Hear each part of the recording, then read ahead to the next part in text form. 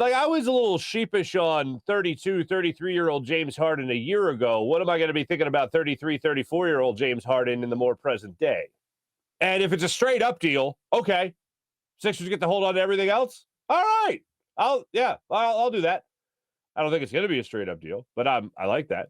I do think that Daryl Morey looks at Dame Lillard, and I think he looks at James Harden as kind of his Moby Dick reference, white whales. And then he hopefully can reacquire a guy like James Harden, and then hopefully can bring in a guy to Dame Lillard's standard. That would be pretty amazing. Dame Lillard's still number one on my list for all the people that you could be getting back in this deal. The James Harden deal, I think, is almost a little too perfect, a little too easy to line up for a guy like Daryl Morey in terms of, A plus B, you got C right there. Like, it's almost too easy to think James Harden's coming to the Sixers.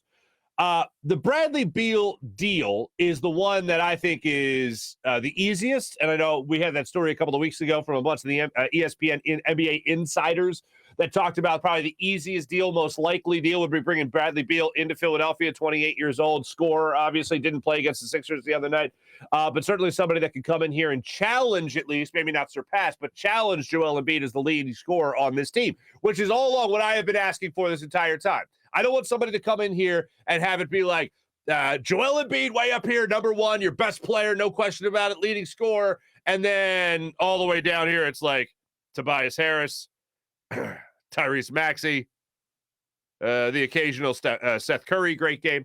Like, I need somebody that's going to be in that middle, someone that's a step above Tobias Harris, a step above Tyrese Maxey, Seth Curry. I need someone that's going to be in that middle road between Joel Embiid, at least between Joel Embiid and those like third in on the scoring chart type of guys. And I've made this mistake before in the past of not articulating this point enough. But Tobias Harris is not a guy that I describe the style of game when I talk about bringing in a guy like Malcolm Brogdon. Like, I don't put those two games together and go, oh, look, they're the same. But I'm talking about a guy that's like a third-tier scorer on a team. I need at least a second-tier scorer on a team. And that's what I would like to see come in to complement Joel Embiid. So if that's somebody that can shoot from the outside and create his own shot and penetrate like a guy like Bradley Beal, I'm here for it. If it's Dame Lillard, let's party. James Harden, all right, straight up, okay, let's party.